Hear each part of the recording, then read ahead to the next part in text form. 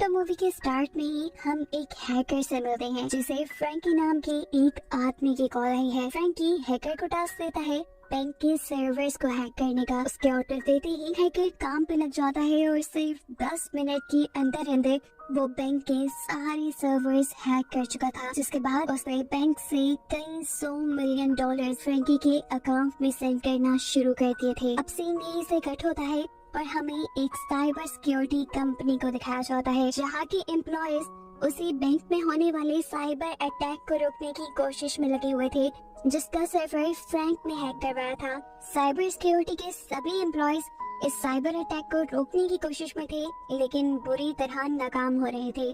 कोई भी हैकर के कोड्स को ब्रेक नहीं कर पा रहा था और ऐसे हर गुजरते मिनट के साथ बैंक के अकाउंट में से लाखों डॉलर्स माइनस हो रहे थे, यानी निकल रहे थे। अब हम साइबर सिक्योरिटी कंपनी के चीफ को देखते हैं, जो कि कोई और नहीं बल्कि फ्रैंकी ही है। यानी कि फ्रैंकी ने खुद अपने ही क्लाइंट बैंक के सर्वर को हैक करवाया था, वो भी किसी दूसरे एम्प्लॉय के जरिए, यानी अपनी कंपनी के एम्प्लॉय के जरिए नहीं। कंपनी के सारे एम्प्लॉयज इस चीज से बेखबर हैं कि उसका बॉस इस सब में इन्वॉल्व है। वो लोग मेहनत कर रहे थे कि किसी तरह इस साइबर अटैक को रोका जा सके, और जब ये सब लोग हार मान जाते हैं तो फिर ये लोग बुलाते हैं केविन को। केविन समझ ले उनके सॉफ्टवेयर का बादशाह था और इस टाइम अपनी बेटी के हार्ट सर्जरी के सिलसिले में छुट्टियों पे था। लेकिन ऑफिस से ये इमरजेंसी कॉल आते ही वो फौरन ऑफिस पहुंचता है। ऑफिस पहुंचकर वो देखता है कि सिचुएशन बहुत खराब है। तभी साइबर अटैक को रोकने की कोशिश कर रहे हैं, लेकिन कोई भी कुछ नहीं कर पा रहा क्योंकि बैंक का सर्वर पूरी तरह हैकर के कंट्रोल में था। केविन भी शुरू में ऐसे ही कुछ कोडिंग्स के जरिए इस हैकिंग को रोकने की कोशिश करता है, लेकिन जब वो इसमें नाकाम हो जाता है तो फिर वो अपना एक नया सिस्टम उनके सर्वर में इंस्टॉल करता है।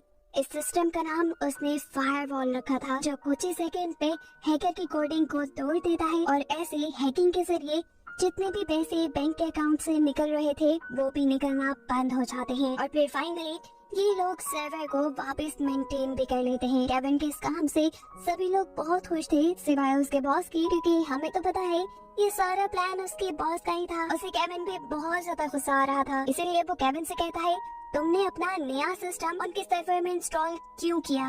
अगर वहाँ कोई और गड़बड़ी हो जाती फिर उसका जिम्मेदार कौन होता? हालांकि केविन ने तो अच्छा काम किया था, फिर भी केविन को डांट पड़ी थी। फिर अब सीन कट होता है और हमें पता चलता है कि जब तक उस अटैक को रोका गया था तब तक बैंक में से कई $100 मिलियन खाली हो गए थे और बैंक की ट्रांजैक्शन हिस्ट्री भी डिलीट कर दी गई थी, जिससे कोई नहीं जानता था ये पैसा किसके अकाउंट में ट्रांसफर हुआ। अब पता चलता है कि फ्रैंकी को तो इस हैकिंग के जरिए थोड़े कम पैसे निकालने थे, लेकिन उसने ज्यादा निकाल लिए और इसके लिए उसे कोई डांट रहा है, और वो है इसी साइबर सिक्योरिटी कंपनी का डायरेक्टर, और असल में वही मास्टरमाइंड है। वो फ्रैंक से पूछता है, तुम्हें सिर्फ $500 मिलियन निकालने को कहा था, तुमने इससे ज्यादा क्यों निकाले? जवाब में फ्रैंकी कहता है, क्योंकि कुछ मुझे भी चाहिए थे।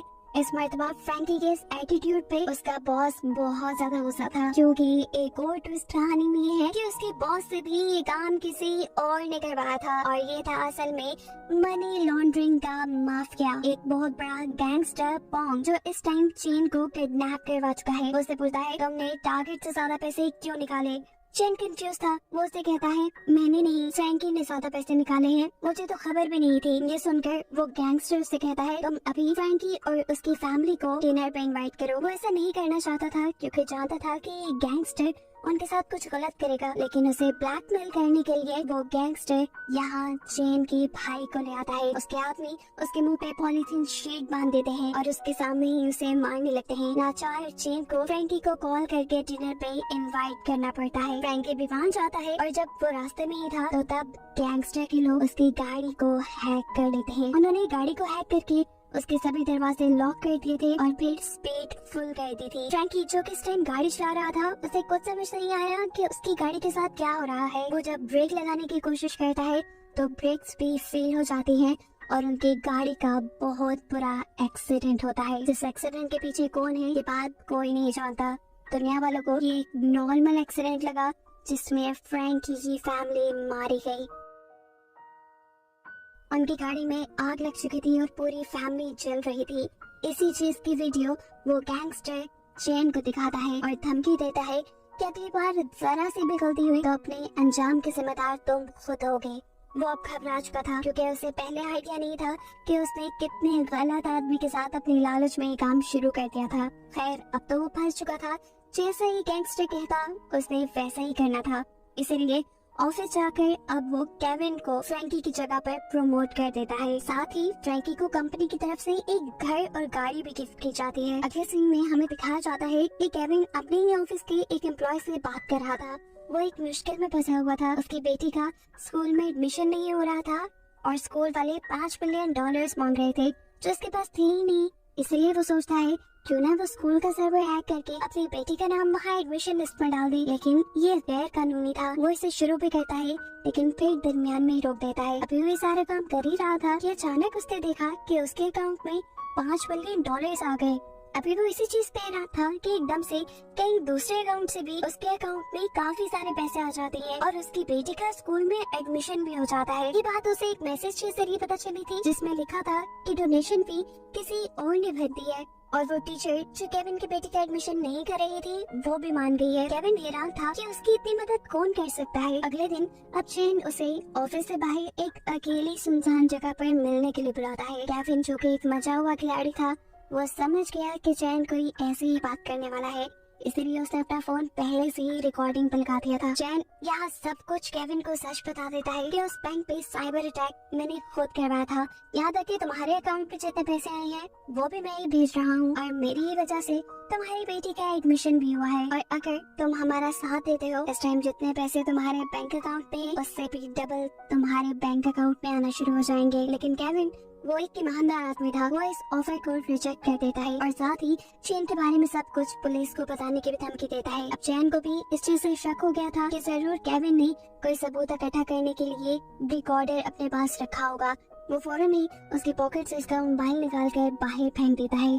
ऐसे चैन के खिलाफ जितने भी सबूत उसके पास थे वो सारे पानी में चले गए। इसके बाद चैन उससे कहता है तुम्हें क्या लगता है हम तुम्हारे बारे में कुछ नहीं जानते, पहले तुम जो थे हमें पता है, थोड़े से पैसों के लिए तुम जेल भी जा चुके हो। केविन जवाब में कहता है हाँ वो सब मैंने ही किया था लेकिन अब मैं वैसा नहीं रहा। ये सब कहकर केविन वहाँ से चला जाता है। अभी वो रास्ते में ही था कि उसे पुलिस ने रोक लिया। पुलिस वाले उसे पुलिस स्टेशन ले जाते हैं और उसके साथ इन्वेस्टिगेशन शुरू की जाती है क्योंकि पुलिस को पता चल गया था कि पिछले ही दिन उसके अकाउंट में बहुत सारी ट्रांजैक्शन हुई थी। वो केविन से पूछता है बताओ तुम्हारे अकाउंट पे इतने पैसे किसने भेजे, क्या उस साइबर अटैक के पीछे तुम खुद हो? यहाँ केविन पुलिस से झूठ नहीं बोलता, सब सच बता देता है कि हाँ मेरे अकाउंट पे पैसे ट्रांसफर हुए हैं लेकिन इसके पीछे मैं नहीं हूँ, मुझे फंसाया जा रहा है। लेकिन पुलिस वाले इसकी बात क्यों मानते? तब केविन उनसे कहता है मैं इनोसेंट हूँ, इस टाइम मेरे पास इस चीज का प्रूफ नहीं है लेकिन अगर आप मुझे थोड़ा सा वक्त दें तो मैं ये प्रूफ भी आपको दिखा दूंगा और साथ ही मैं इस केस को रिजॉल्व करने में आपकी भी मदद करूंगा और ये पता चला कर दूंगा कि आखिर इस साइबर अटैक के पीछे था कौन। पुलिस उसकी डील मान जाते हैं जिसके बाद अब केविन अपनी ड्यूटी पे लग जाता है और पिछले हुए साइबर अटैक की सारी इंफॉर्मेशन इकट्ठी करने लग जाता है, वो भी अपने ऑफिस से। इसी सब के दौरान हम देखते हैं कि चैन ने अब पहले वाले ही हैकर से कांटेक्ट किया है क्योंकि वो एक नया साइबर अटैक करवाने वाला है जिसमें हैकर को एक दूसरे बैंक को हैक करके वहाँ से $2 मिलियन लूटने थे। अब क्योंकि इस टाइम केविन भी ऑफिस में था उसे ये बात पता चल गई कि चैन ने एक दूसरे बैंक के ऊपर हमला करना चाहा है। इस चीज की खबर वो पुलिस को भी कर देता है और खुद भी इस साइबर अटैक को रोकने की कोशिश में लग जाता है। इस टाइम केविन ने एक नया सॉफ्टवेयर भी बनाया हुआ था जिसको बैंक के सर्वर में इंस्टॉल करने पर न सिर्फ वो बैंक की हैकिंग रोक पाता है बल्कि वो सारी इंफॉर्मेशन भी कलेक्ट कर लेता है कि कहां से उस बैंक के सर्वर को हैक किया जा रहा था और पैसे निकाल कर किस अकाउंट में ट्रांसफर होने वाले थे। केविन को अब चैन के खिलाफ सबूत मिल गया था और साथ ही अपने बेगुनाह होने का सबूत भी वो ही पुलिस को देता और उसका केस रिजॉल्व हो जाता। वो इसी प्रूफ को लेकर पुलिस स्टेशन जा ही रहा था लेकिन रास्ते में ही उसे गैंगस्टर के लोग पकड़ लेते हैं। वो उसे वैन में बिठाकर कहीं ले जा रहे थे लेकिन केविन भी काफी ताकतवर था। वो यहाँ के सभी लोगों को मारते हुए गाड़ी खोल कर जल्दी से गाड़ी से बाहर निकल आता है और पुलिस स्टेशन आ जाता है। वो सारे सबूत पुलिस को देने ही वाला था कि तभी उसकी वाइफ वहाँ पहुँचती है जिसके पास उसके लिए एक बुरी खबर ये थी कि उसकी बेटी को किडनैप कर लिया गया था। उसकी वाइफ को मैसेज किया गया था कि तुम्हारे हस्बैंड के पास जो भी चैन के खिलाफ सबूत है वो सभी के सभी अगर वो डिलीट कर देता है तो तुम्हारी बेटी को जिंदा सलामत वापस कर दिया जाएगा। ऐसे में ना चाहते हुए भी केविन ये सारे सबूत पुलिस को ना देते हुए अपने ऑफिस में जाके सभी सबूत चैन को दे देता है। इसके बाद वो केविन से कहता है तुम सिस्टम दोबारा रिस्टोर करो, उस बैंक का सिस्टम जैसा पहले था वैसा करो, ताकि वो जो इलीगल पैसे निकालना चाह रहा था अपना मिशन वो पूरा कर पाए। उसकी कही के मुताबिक वो काम करने लग जाता है और इस दौरान वो हैकिंग से ही अपनी बेटी का भी पता चला लेता है। उसकी लोकेशन को केविन अपनी वाइफ को सेंड करता है, जो रिसीव होते ही उसकी वाइफ अपनी बेटी को पहचानने के लिए निकल जाती है। उसकी बेटी को एक अजीब से स्टोरेज एरिया के अंदर एक ट्रंक में रखा गया था। इसकी वजह से उसकी हालत काफी बिगड़ गई थी। वो अपनी बेटी को हॉस्पिटल ले जाती है, जबकि अब उसे पुलिस अरेस्ट कर लेती है, क्योंकि पुलिस के पास जान गई थी कि फ्रैंकी ने पुलिस के साथ डील तोड़ दी है। उसके पास जितने भी सबूत थे वो उसने पुलिस को नहीं दिए, बल्कि अपनी बेटी को बचाने के लिए इस्तेमाल किए। इसी वजह से अब पुलिस ने फ्रैंकी को ब्लैकमेल करने के लिए उसकी वाइफ को अरेस्ट कर लिया। अब इस चीज की खबर जैसे ही फ्रैंकी को मिलती है तो वो भी बहुत ज्यादा परेशान हो चुका था, क्योंकि उसकी वाइफ भी अरेस्ट थी, उसकी बेटी बीमार थी और अब उसके हाथ में सबूत भी नहीं थे। अपनी वाइफ को छुड़वाने के लिए उसे अब चैन और गैंगस्टर के खिलाफ दोबारा सबूत इकट्ठे करने थे।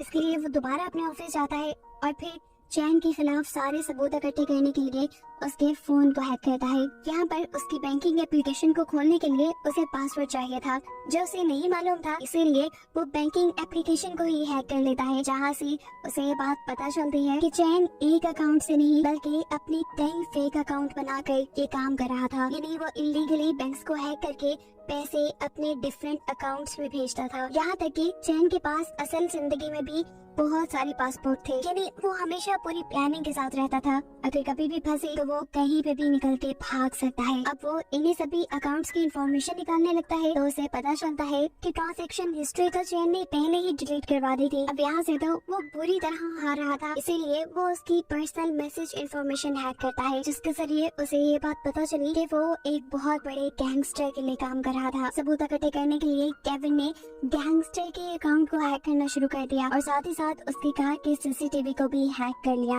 वो गैंगस्टर इस टाइम एक गोल्फ कोर्स में था, जहाँ पर चैन उसे मारने के लिए आ गया। इस टाइम केविन की किस्मत बहुत अच्छी चल रही थी, उसे चैन के खिलाफ ही तो सबूत इकट्ठे करने थे जो उसके पास थी नहीं, लेकिन चैन ने यहाँ आकर खुद ही सारे सबूत उसे दे दिए। चैन भी असल में इस गैंगस्टर की ब्लैकमेलिंग से थक गया था और वो यहाँ उसे मारने आया था। वो सबसे पहले यहाँ आकर उसके 2 गार्ड्स को मारता है, जिसकी सारी सीसीटीवी फुटेज पुलिस के पास चली जाती है, क्योंकि ये सारा काम उसे गैंगस्टर की गाड़ी के पीछे खड़े होकर किया था और गैंगस्टर की कार के कैमरास को केविन पहले से ही हैक करके उसकी फुटेजेस पुलिस को दिखा रहा था। केविन ने चैन की लाइव लोकेशन भी पुलिस को सेंड कर दी थी, इसीलिए फौरन पुलिस चैन को पकड़ने के लिए यहाँ गई और इस चीज की भनक चैन को भी हो गई। वो फौरन अपनी गाड़ी में बैठा यहाँ से भागने के लिए, लेकिन पुलिस लगातार उसका पीछा कर रही थी और वो ये बात समझ गया कि जरूर उसका फोन किसी ने हैक किया हुआ है, जिसकी वजह से उसकी लोकेशन उनको पता चल रही है। इसीलिए वो अपना फोन गाड़ी से बाहर फेंक देता है। उसका मोबाइल फेंकते ही केविन उसकी लोकेशन ट्रेस नहीं कर पाता